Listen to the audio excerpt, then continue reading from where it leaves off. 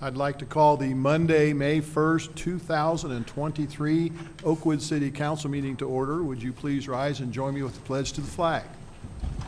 I pledge allegiance to the flag of the United States of America and to the republic for which it stands, one nation, under God, indivisible, with liberty and justice for all.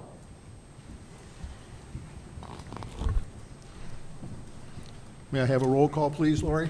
Mayor Duncan? Here. Vice Mayor Byington? Here. Mr. Stevens? Here. Mrs. Hilton? Here. Mrs. Turbin? Here. Thank you. And do we have a report on the minutes of our April 3rd regular session and work session and our April 17 work session and executive session? Councilmember Hilton. Thank you, Your Honor. I've reviewed the minutes from all four of those meetings. I found them to be correct and complete, and therefore I move that they be adopted as written. Do I have a second? Second.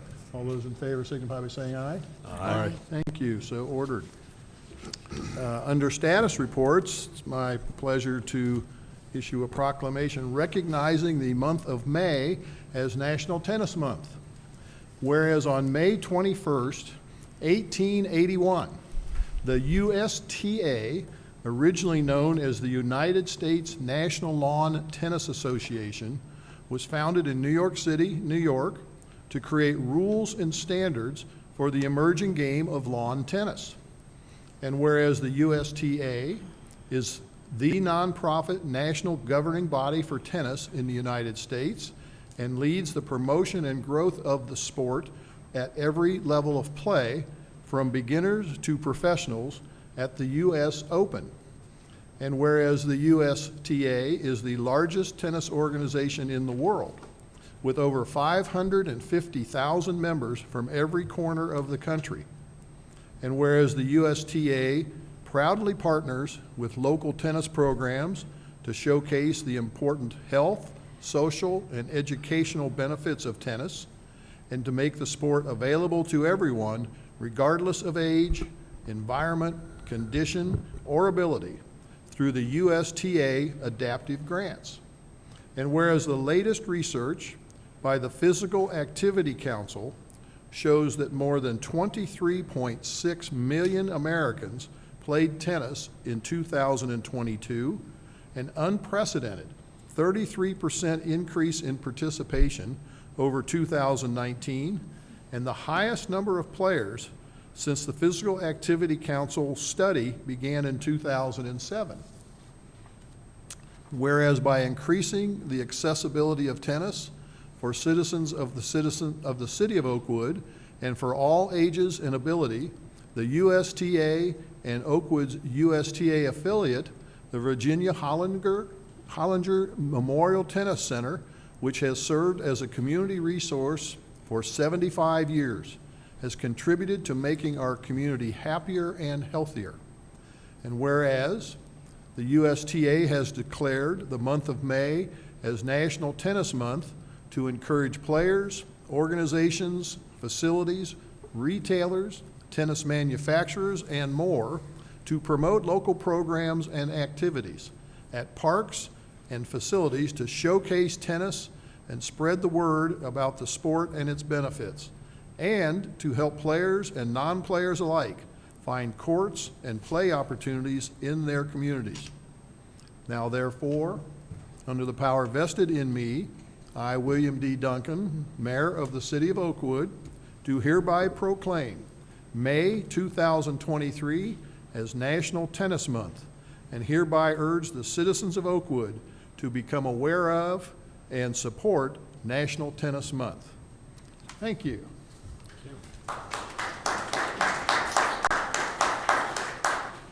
We are blessed to have several tennis people from the Hollinger Tennis Center, and we appreciate all of your efforts on behalf. It's one of the best known clay courts in the entire area, and then that's affiliated with the Oakwood Community Center, and we have great tennis courts, which we redid totally about 3 years ago. 4? Has it been that long? Originally 2018. Okay. We redid them. And we redid them in 20. Yeah. So, They're beautiful now. and obviously our Oakwood High School tennis programs, both boys and girls are well known throughout the state, and we've had many excellent tennis players come through Oakwood. And now we have pickleball. Are you guys still okay with pickleball? We love pickleball. Tennis is number one.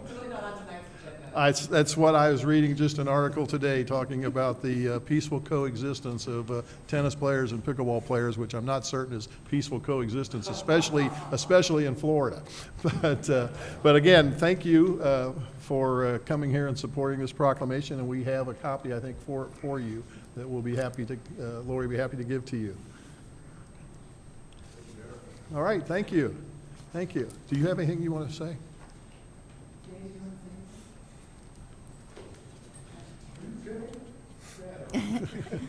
How do you keep a good lawyer down, right? You know? Preferably not at all. Okay. Mr. Mayor, I shortened my match tonight by 30 minutes to be here because I know the ship runs on ship of state must run on time. We greatly appreciate your support and taking the time to recognize National Tennis Month and the fine folks at Hollinger, and we hope that more and more people will come down and enjoy the sport. And our partnership with the city and the OCC is great, and we make it easy for people to join through the OCC and oakwoodmyrec.com. It couldn't be easier, so get a trial membership. $30 is all it takes. All right, well, great. Well, thank you. Thank you. And I would have thought maybe you cut it short because it was getting ready to snow flurry or not? That's not a worry at all. Okay, very good. Well, thank you, sir. All right. That concludes our the status report section of our meeting tonight. Thank you.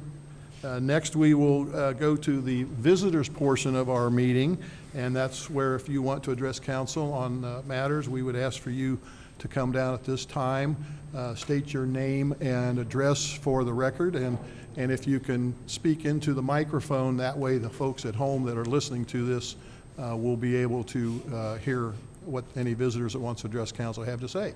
So do we have anybody that does? I believe we have one. Welcome.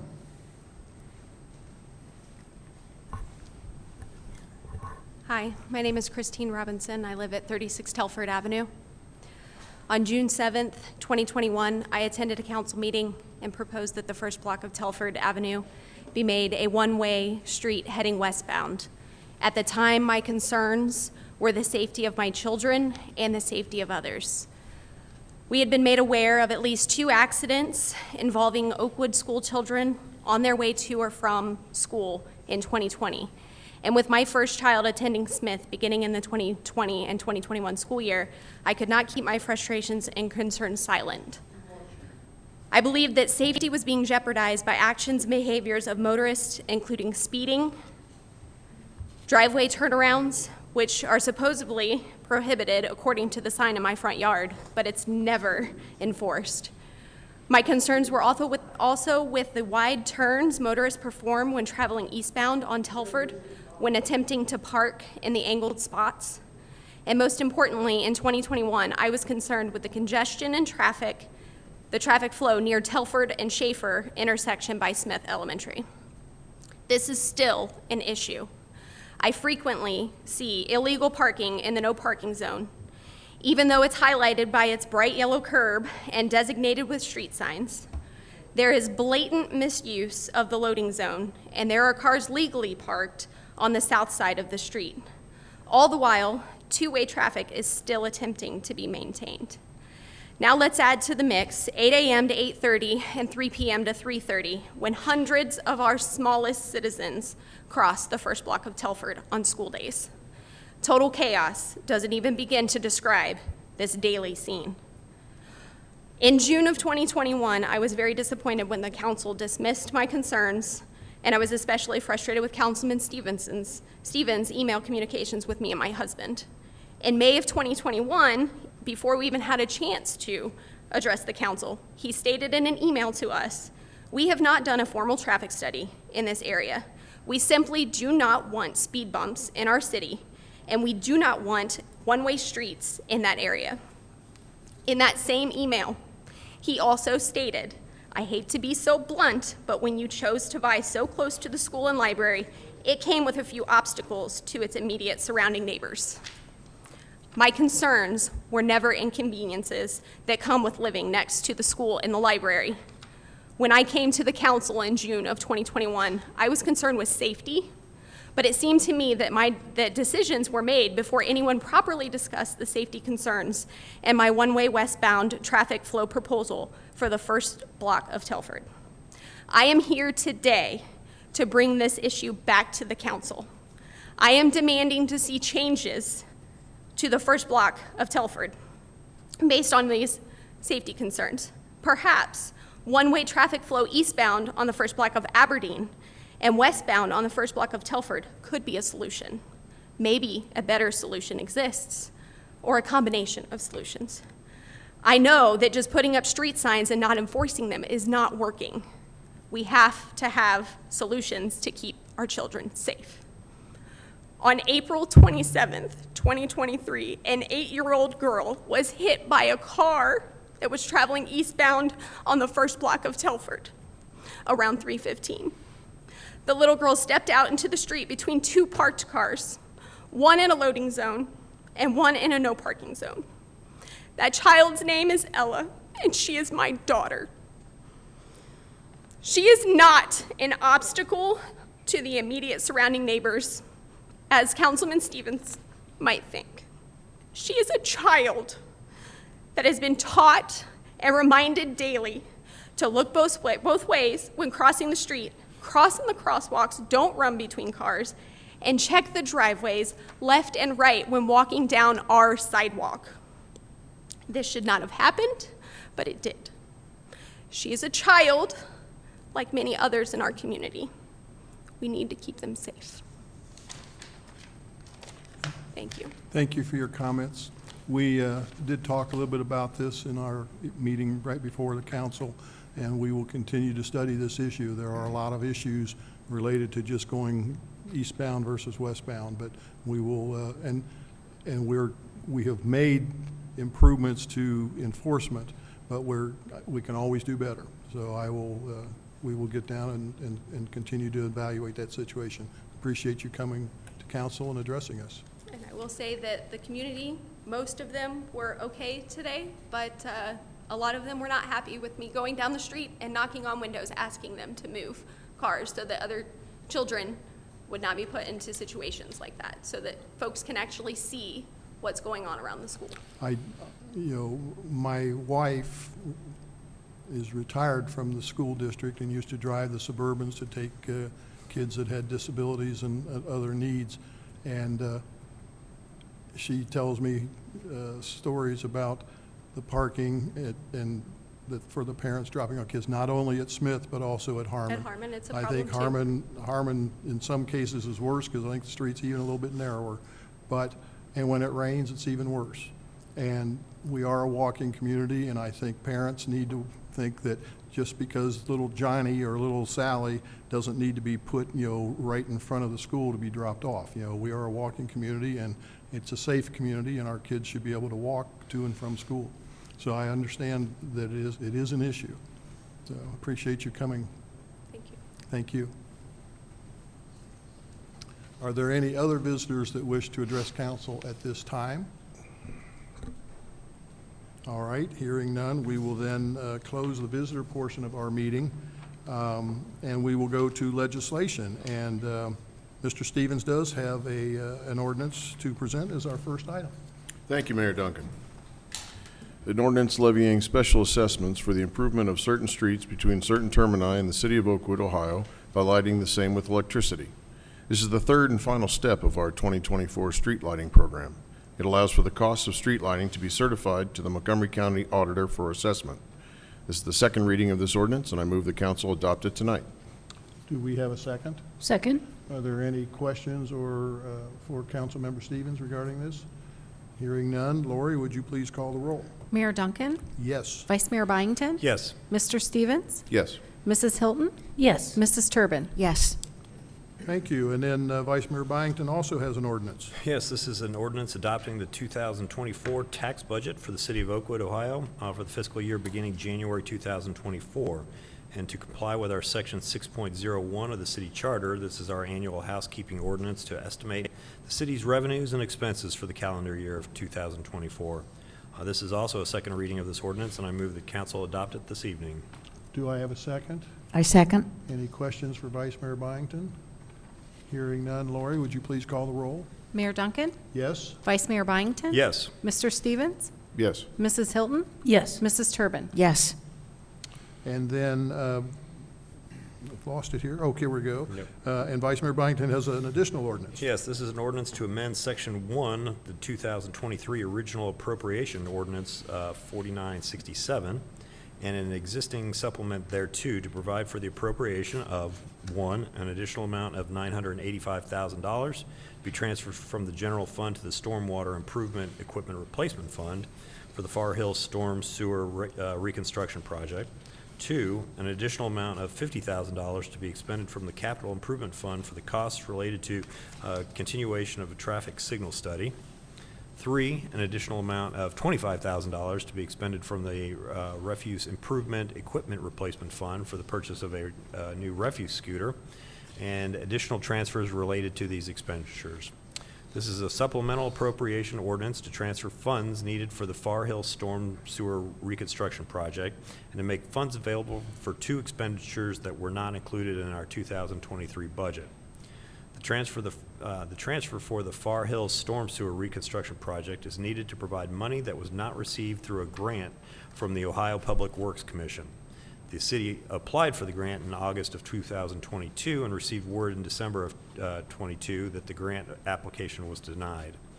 The $50,000 is to pay additional engineering costs that have arisen as part of an ongoing study being conducted of the city's 17 signalized traffic intersections. As the study progresses, we'll be providing information to the citizens of Oakwood and general public and seeking feedback on traffic control options, particularly at the intersection of Far Hills Avenue, Oakwood Avenue, Thruston Boulevard, commonly known as 5 Points. The city manager has recommended an increased study of 5 Points, including modeling, video animation, and other materials for 5 Points to facilitate public meetings, and this ordinance appropriates the additional funding for this increased scope of work. The $25,000 is to provide money to replace one of our refuse collection scooters that was damaged beyond repair in an accident last year. We did not include the replacement in this year's budget because the 2022 insurance claim was still being processed. We have now received an insurance settlement and need to appropriate those funds to pay for the replacement scooter. This ordinance authorizes a transfer of $985,000 from the general fund to the Stormwater Improvement Equipment Replacement Fund for the Far Hill Storm Sewer Reconstruction Project. It authorizes an additional $50,000 to be expended from the Capital Improvement Fund for the continuation of the traffic signal study, and the additional $25,000 to be expended from the Refuse Improvement Equipment Replacement Fund for the replacement refuse scooter. It also authorizes the transfer from the general fund to each of these funds to facilitate this appropriation. I move that council waive the second reading of this particular and adopt this ordinance this evening. Do we have a second? Second. Any questions for Vice Mayor Byington? Because we're waiving the second meeting, it would require a 4/5 vote for approval. And hearing no additional questions, Lori, would you please call the roll? Mayor Duncan? Yes. Vice Mayor Byington? Yes. Mr. Stevens? Yes. Mrs. Hilton? Yes. Mrs. Turbin? Yes. And then I believe you have one more final ordinance. Yes, Your Honor. This is an ordinance authorizing the acquisition of 4 easements in connection with the 2023 Far Hill Storm Sewer Reconstruction Project and declaring this an emergency. In the coming months, the city will begin the 2023 Far Hill Storm Sewer Reconstruction Project. This is a critically important infrastructure upgrade that affects stormwater drainage in the areas of Delwood Avenue, Greenmont Boulevard, Ford Boulevard, Far Hills Avenue, and Devereaux Drive. In order to complete the project, the city needs to acquire 4 easements. 3 of these are permanent easements where the new storm sewer pipes will be installed. 1 is a temporary construction easement that will be used for material storage and equipment staging during the construction. The easements are roughly located as follows. 2 permanent easements along the property lines between the homes located at 7 and 9 Delwood Avenue, resulting in a 719 square foot easement upon 7 Delwood and a 1,059 square foot easement upon 9 Delwood. It also includes a 1 permanent easement, 20 foot in width, running along the southern property line and the full depth of the property at 1400 Devereaux Drive, consisting of 3,646 square feet. And also 1 temporary construction easement at the northeast corner of 1410 Devereaux Drive, consisting of 502 square feet. Each easement was valued by an independent appraiser, and appraisals were provided to each of the affected property owners. The city attorney and staff engineer engaged in negotiation with the affected property owners and have reached tentative agreements as to the purchase price for each of these easements. The total acquisition cost is $47,350. This ordinance will authorize the city manager to finalize the acquisition of these easements at the negotiated purchase price. I am introducing it as an emergency measure to ensure that the project remains on schedule for a late spring or early summer start. I move that council adopt this ordinance tonight as an emergency measure for the reasons stated in the ordinance. Do we have a second? Second. Any questions for Councilmember or Vice Mayor Byington? Hearing none, Lori, would you please call the roll? Mayor Duncan? Yes. Vice Mayor Byington? Yes. Mr. Stevens? Yes. Mrs. Hilton? Yes. Mrs. Turbin? Yes.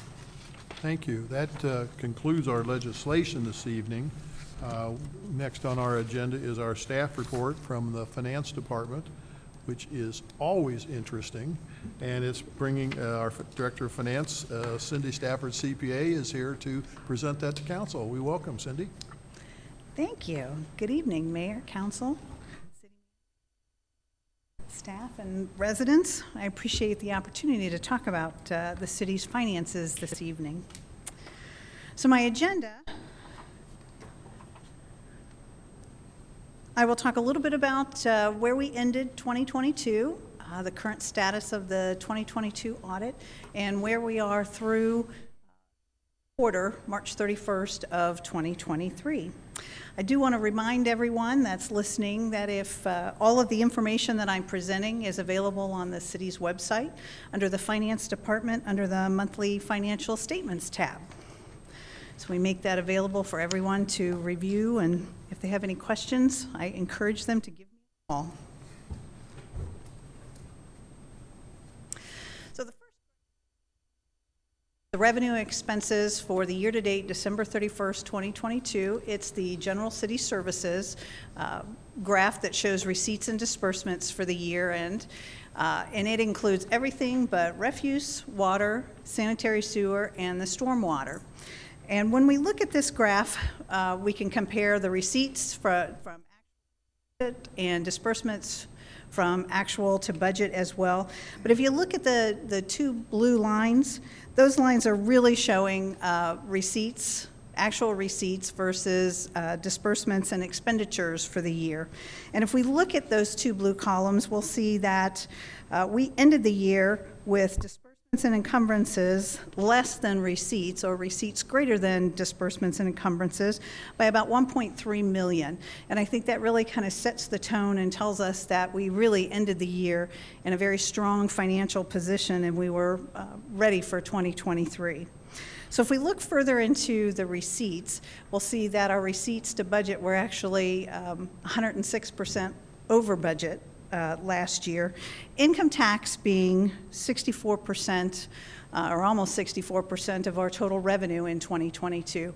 Property tax, real estate tax coming in at a little over 18%, and then everything else. And when I say everything else, that would be anything that we have a service charge for, fees, permits, anything like that fall into the other category, and those were about 16% in 2022. The net income tax revenue, which is really gross receipts less income tax refunds, were greater than $759,000 over 2021. And when we look at this, if we look at this purple line, we see basically what income tax looked like over the last 5 years. And what you're seeing is a continuing increase. And when I look at that, I see really 3 items that contributed to that increase over those 5 years. One being the additional residents and the development of homes and condominiums at Point Oakwood. I also see an increase in the number of residents working from home, which means their municipal income tax that's being withheld from their paycheck. 100% of that is now going to Oakwood rather than just or going to their working cities. And then finally, I think despite the economic conditions that we've seen since the pandemic, I think it's safe to say that our residents' earned income has continued to increase at least over the last 5 years. The next line, this green line, is our property tax or our real estate tax. And as you can see, it's pretty flat. It hasn't changed. There's a little slight change because of inside millage and our property values going up, but I won't go into detail inside and outside millage. That's one of those, if you really want to know that, I'll be more than happy to explain that to someone.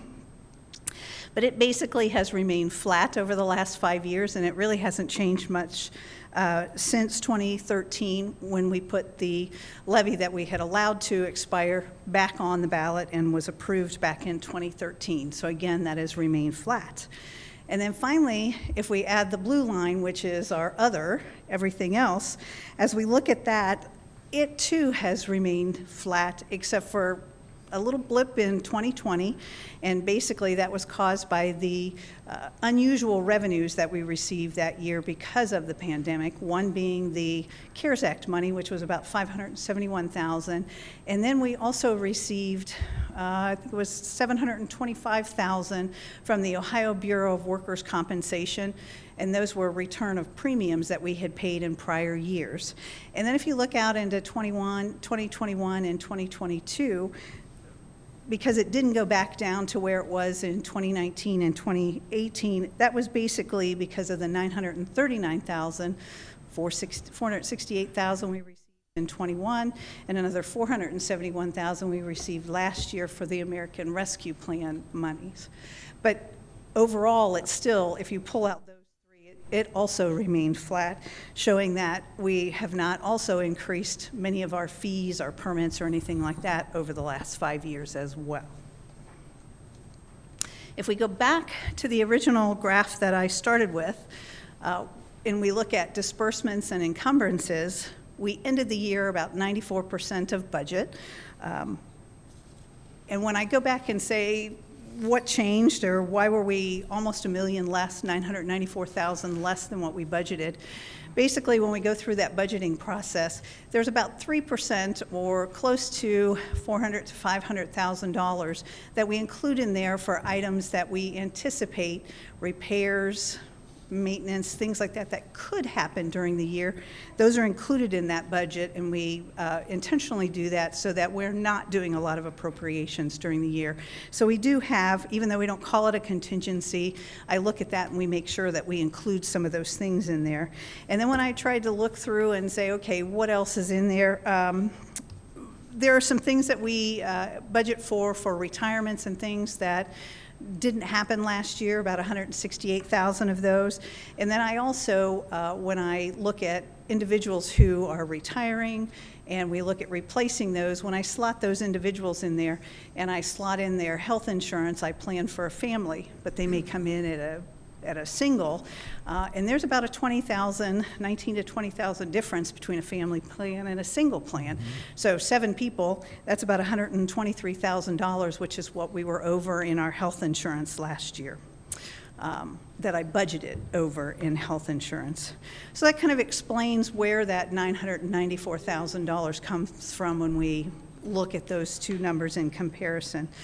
But again, when we look at that, I think part of the contingency that we place in there, I think that's just basically the prudent spending that of taxpayer dollars that staff does when they look at planning projects and when they go out looking for replacements and things like that.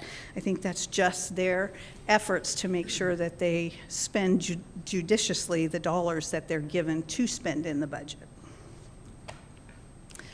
So if we move forward to the refuse fund, basically our receipts came in right where we expected them to be for budget. The disbursements, same thing, pretty close to budget, 95%. Again, we want to look at the two blue columns, the actual. So we were at 1.4 million for receipts, but we spent 1.5 million. Part of that is planned expenditures in the area of capital expenditures. We had about $196,000 planned in the refuse, which included a loader and 2 scooters last year. And then finally, the last slide for the 2022 year end, I combined all of the enterprise funds, so that's the water, the sanitary sewer, and the stormwater. And when we look at receipts, we were at almost 99%, which, as I say every year, water, one of the bigger pieces in there, really depends on the weather, whether we get a lot of rain in the summer and the fall, or whether it's a dry summer, fall, depends on how much water we spend, which of course leads to sanitary sewer. Those are closely tied together. When we budget on the disbursement side for sanitary sewer, last year 63% of our costs went to Montgomery County and the city of Dayton for sanitary wastewater treatment. Those are costs that we don't control. Basically, each year we're kind of told what those rates are going to be. They try and give us a heads up and a 2 or 3 year outlay of what they think those costs are going to be. But we came very close to what we anticipated budget-wise. If you look at the 2 blue columns again and look at receipts versus disbursements and encumbrances, there's almost $1 million difference between those, or I'm sorry, $651,000 difference between those 2 columns. And part of that is because we had planned capital expenditures of almost $500,000 in capital purchases and improvements in the enterprise funds for 2022.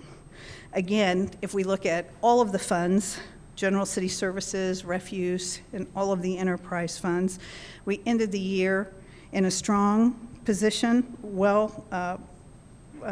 ready, headed into 2023. So really no issues through the 2022 year end. So before I move forward, any questions on 2022? This is the high water mark? Pardon me? This is the high water point of our revenues being greater than our expenses? Yes. Yes. The 2022 audit. So the final piece of fiscal year 2022 is, of course, the audit. The outside auditors have completed all of their field work. I anticipate getting a final report by the end of May. We've not been made aware of any type of issues that they found during the audit, so I am fully expecting a clean opinion. I can say that I got an email from our auditors, and our audit report, our financial statements, were submitted to the Auditor of State's office on Friday, so hopefully we might hear sooner than the end of May, but I know they're backed up as well at the auditor's office.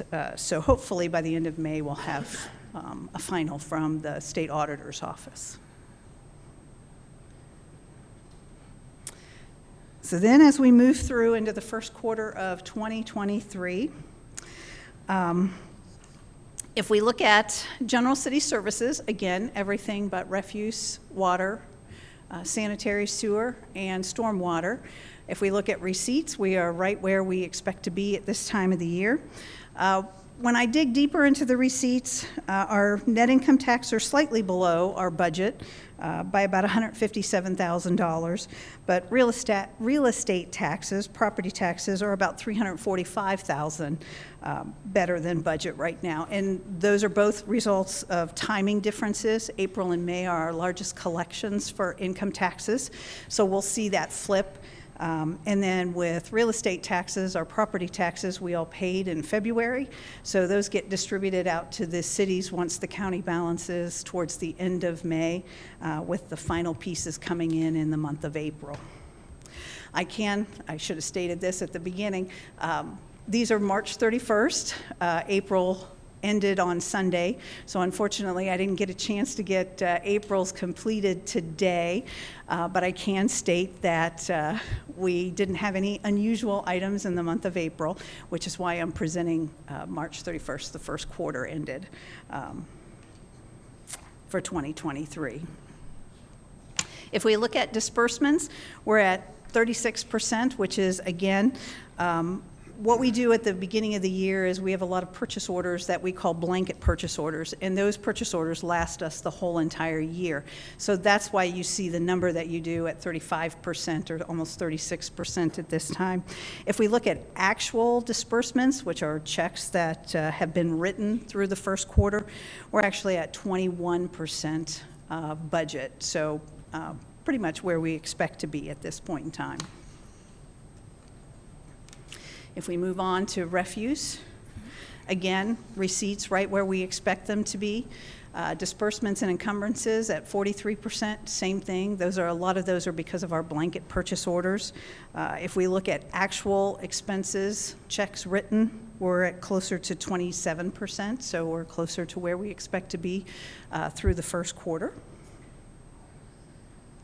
And then finally, when we combine everything together and we look at the enterprise funds, if you look at the red column of receipts that says $3.5 million up there, and you go out to what's on our website, the number on our website, if you combine them all together, is actually, this number is actually $985,000 less than what you're going to find out on the budget. And I did that intentionally because as we passed legislation just a few moments ago about this $985,000. When we budgeted last year, we were anticipating getting this grant, and so that money was included in our receipts. And it was actually included in outside receipts. We are now doing a transfer, and if you look at this slide, it actually excludes transfers. So it kind of is a little misleading, and so I wanted to make sure that when we were comparing receipts, we were actually comparing them with that $985,000 out, which shows you that where collections for water, sanitary, and sewer and stormwater are at about a little over 23%, close to what we would expect them to be. That $985,000 really kind of skews the receipts column. And then finally, if you look at disbursements and encumbrances, we're at 30%. But if we pull out those and we look at checks written, we're actually only at about 15%. Part of that being is this is as of the end of March. As I said earlier, we are billed by the county and by the city of Dayton for sanitary water treatment. We have not received those. We had not received those bills as of March 31st. We have received them now, so they will be, that number looks a little different in April because we've paid those now the first quarter. That's really it. So any questions on 2022, where we are through the first quarter of 2023? Any questions for our finance director? No. Your Honor, could I make one comment? Yes, absolutely. One thing that kind of jumps out, on particular, the last slide there, has to do with the water and sewer. And you may recall that with the Budget Committee last fall, I mentioned at a couple different meetings that this year we need to talk about our water and sewer rates. We have not raised either in a number of years and several years, and it's reflected in the bar charts you just saw. So the Budget Committee is aware of it, and we will meet with them on May 16th for the first meeting of this year, and I'll reiterate with the committee that in the fall we'll present some ideas on adjustments to our water and sewer rates. You know, if my recollection's correct, our water rates are like the third lowest in the area. Correct. Yeah, so They're very low. that's good and sometimes not so good, but okay. Any other Wonderful. questions? No. Thank you, Cindy. Great jobs. Great job. We appreciate your efforts on behalf of our city. Thank you. Next, we have our Oakwood moment, and Councilmember Turbin is going to issue that. All right. Thank you, Mayor.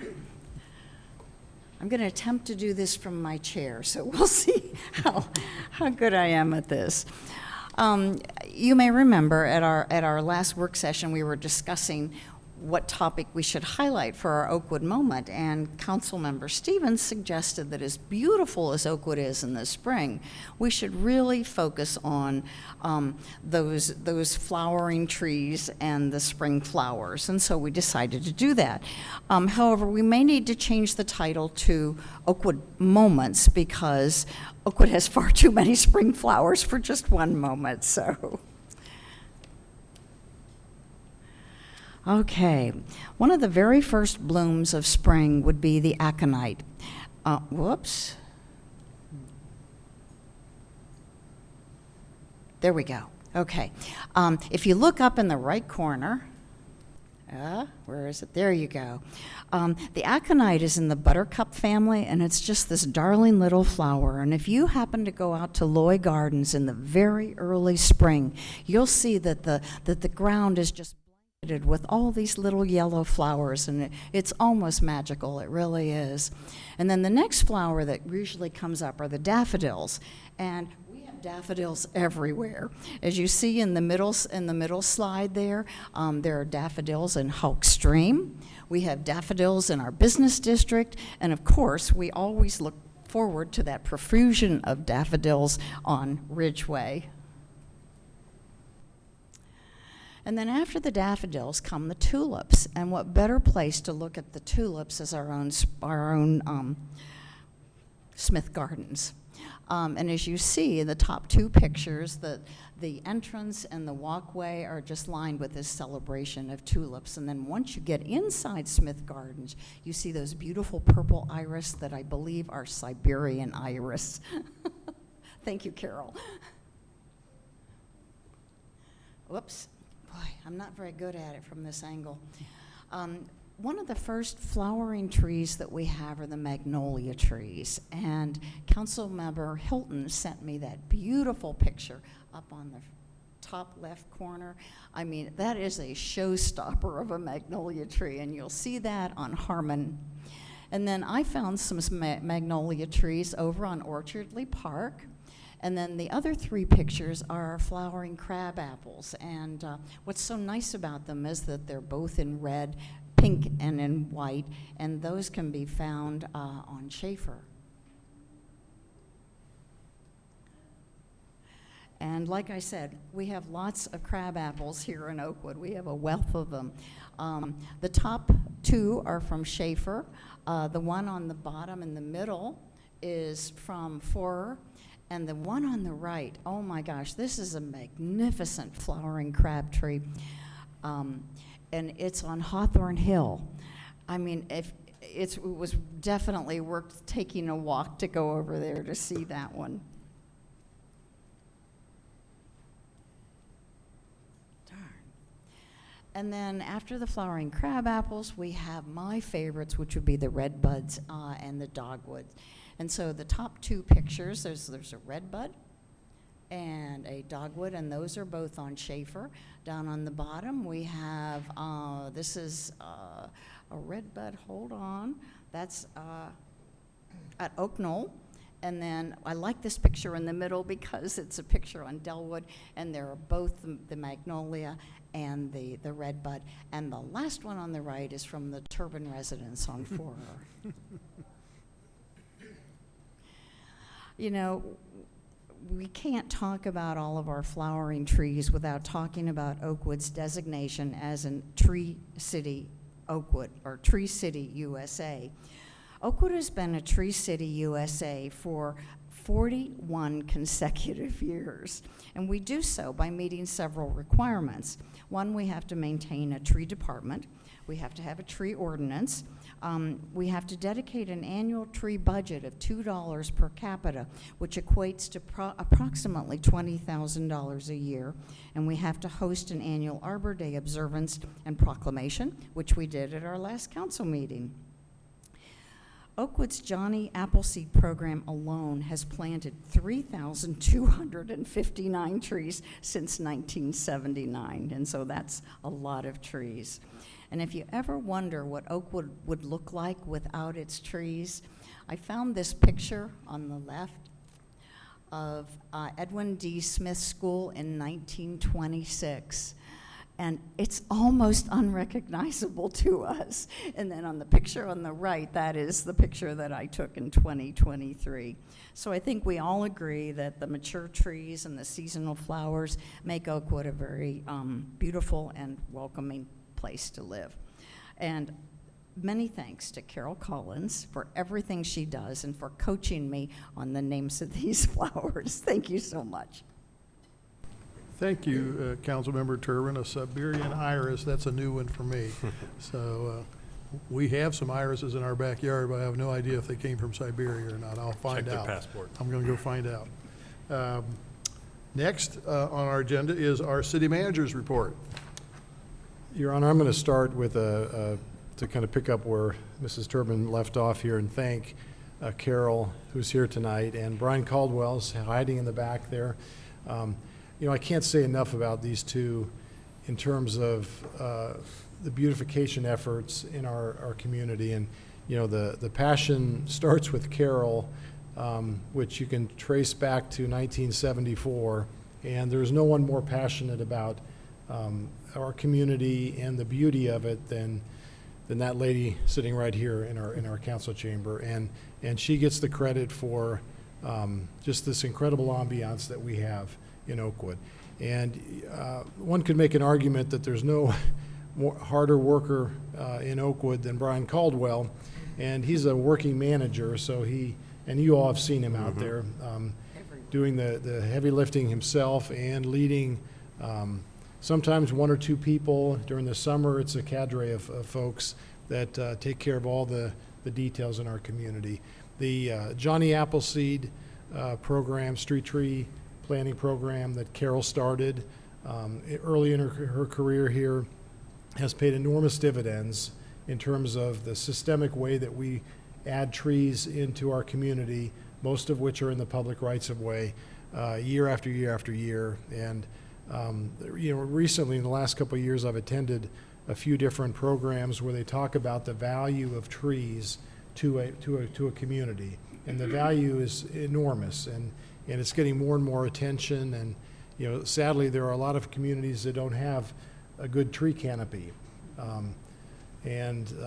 You know, when I hear about that, I think, well, the reason we do is because we've had this incredible program for decade after decade after decade. So yeah, the value of that's just incredible. And the Tree City USA recognition is just a function of all that hard work. So thank you, Carol. Thank you, Brian, for all your hard work.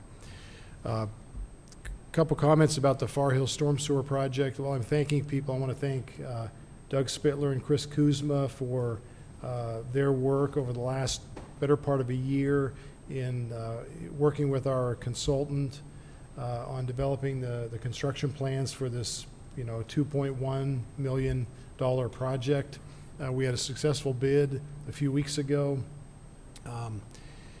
The project began with a study about 5 years ago, and now we're finally to the point where we have a qualified contractor, and we're going to start the work here shortly. I want to thank Lori for something that's not quite live yet, but will be, and that is a website feature at our city website. Right from the homepage, there'll be a place where you can click and go right to weekly updates on this project. And this is not something we've traditionally done for projects in Oakwood, but this particular one is a biggie, and you're going to see a lot of work right down Far Hills Avenue, just south of the high school, and we think a lot of folks are going to be interested in keeping up with the work on a regular basis. There'll even be a feature there where citizens can register for email updates that we'll be posting once a week once construction begins. So thank you, Lord, for putting that together. And I'm thanking people. Thank Rob for his work in negotiating the easements that we needed. Those 4 easements are critical to the project, and I also want to thank the property owners for working with us on that. So we don't have an exact start date yet, but I anticipate in the next month or two we'll start seeing work on that project, and it'll probably last through the better part of this year before it's totally completed. The traffic signal system study, as you know, we started back in September of '22, and It is ongoing, and this evening after the meeting, we'll be sending out a press release about it. It's in part a follow-up to a letter that was sent last week to all of our property owners in Oakwood, residential and businesses, announcing that we are heavily focused now on the single most important and the most complicated intersection in Oakwood, and that's the one we call 5 Points, Far Hills, Thruston, and Oakwood Avenue.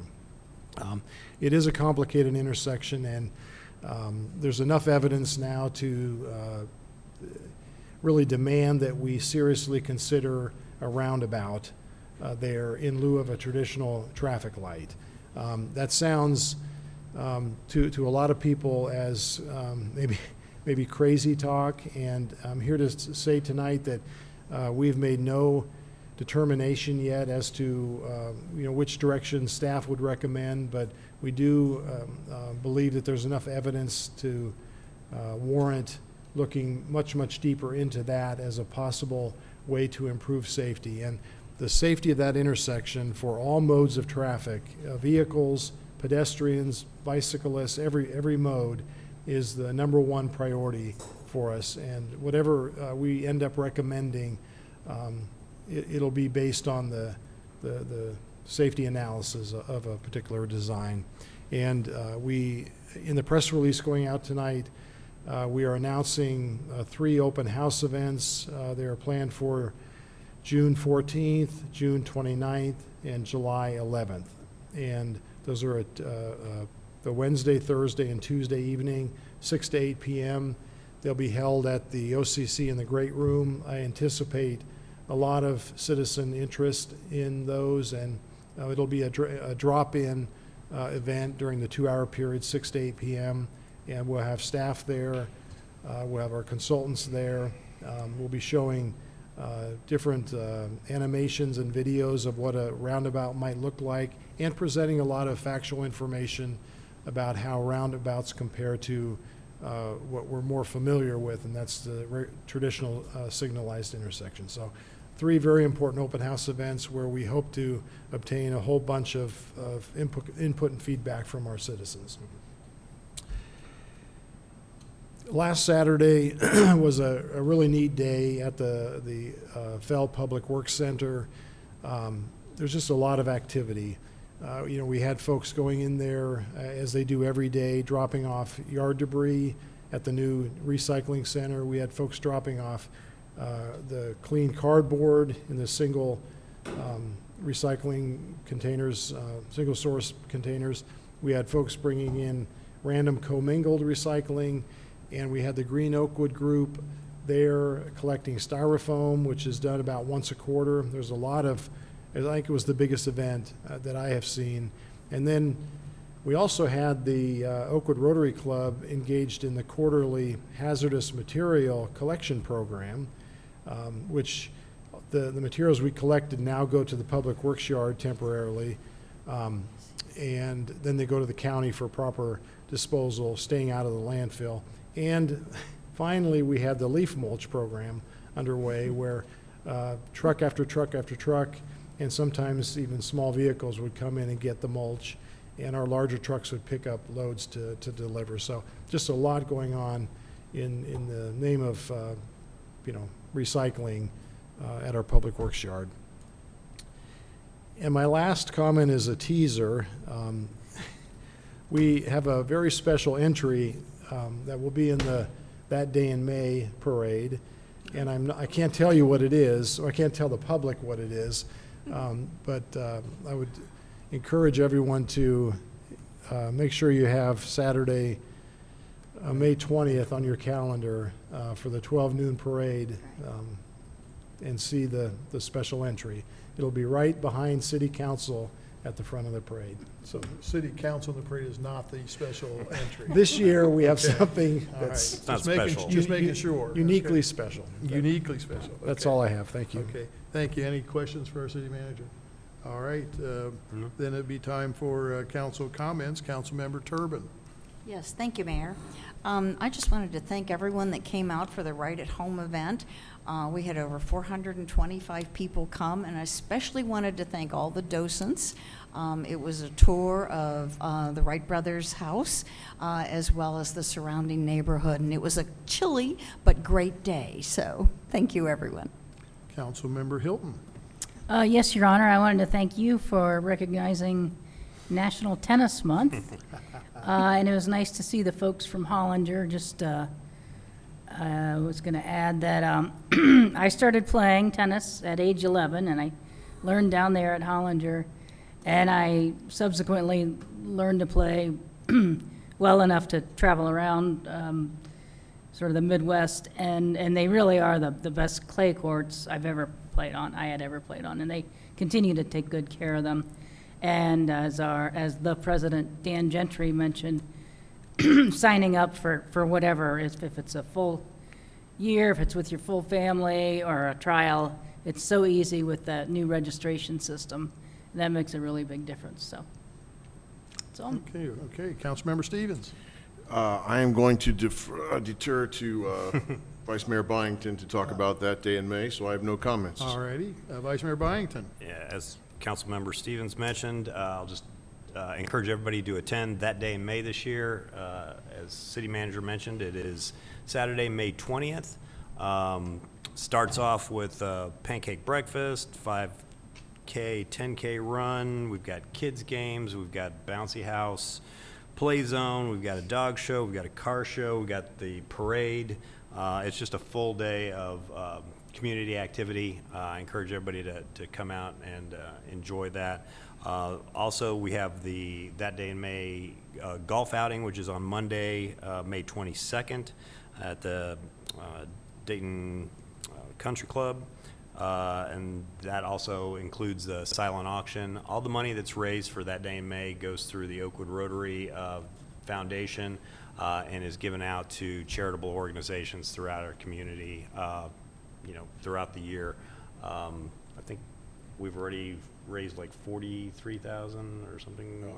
Just in sponsorships, over 26,000. Over 26. So it's a great event, and it's a great opportunity to meet your neighbors and for the community to get together. So I encourage folks to do that. And then the last thing I want to mention is that my heroes, the Oakwood Academic Decathlon team, won the 11th straight national title in Texas. I think it was last week. So we cannot wait for them to come to a council meeting and recognize that team. But 11 straight years of winning the national title at Academic Decathlon. So congratulations to those folks. That's incredible. It is incredible. It's absolutely incredible.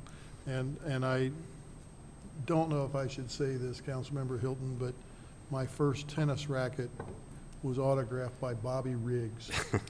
And we all know what Billie Jean King did to him in the 70s. Yes. So in any event, I actually have no comments other than that one, and look forward to seeing all of you at our next council meeting, which will be on Monday, June 5th, 2023. We are adjourned.